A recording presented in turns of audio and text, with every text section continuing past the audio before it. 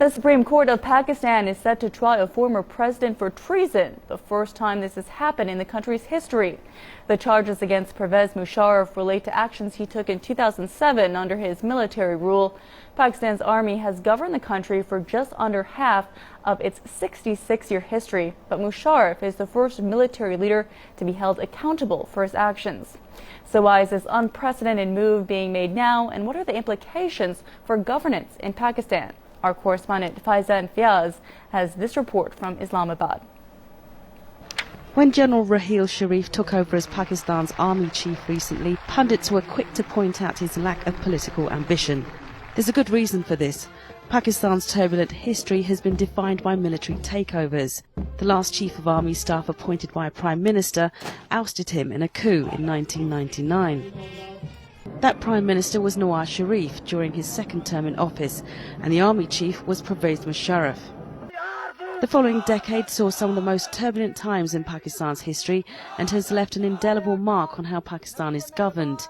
He thought that he had a great following, but he lacked depth. He had a certain charisma and a certain openness about him, and a certain, people followed him, and there is a minority which still is very supportive of him and continues to remain supportive, but they are in the elitist class, and that's a small class.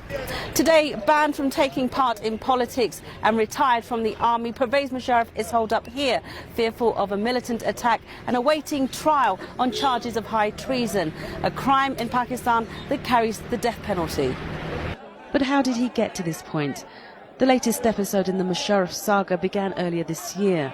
After nearly 5 years in exile, the former army chief returned to Pakistan intending to lead his party into the general election. But almost immediately his plans were scuppered. He was apprehended and put under house arrest.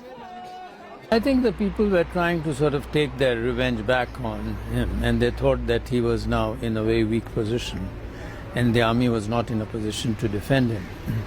So they thought that, you might as well take advantage of that.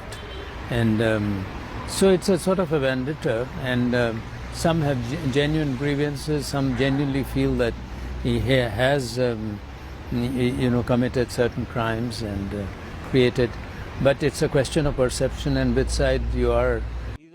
In 2007, after his bid to secure a third term as president was challenged, he made a series of authoritarian moves that would later come back to haunt him. He declared a state of emergency, suspended the constitution and the Chief Justice of the Supreme Court, sparking protests across the country. But there was more turmoil to come.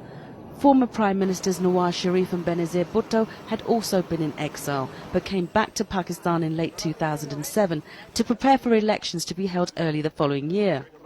But on the 27th of December, Bhutto was assassinated at a rally in Rawalpindi. Musharraf's days in power were numbered. It wasn't long before the newly elected government, which included Nawaz Sharif, the man Musharraf had overthrown, sought vengeance. On the 18th of August 2008, under immense pressure, Musharraf resigned from office and fled the country the following year. It's during this period in exile that he spoke to CCTV News.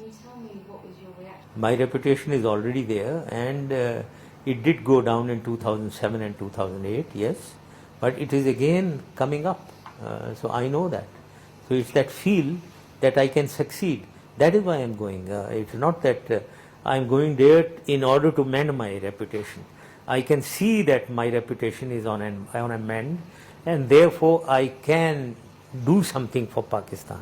Whatever the outcome of the impending trial, Musharraf's mark on Pakistan is indelible.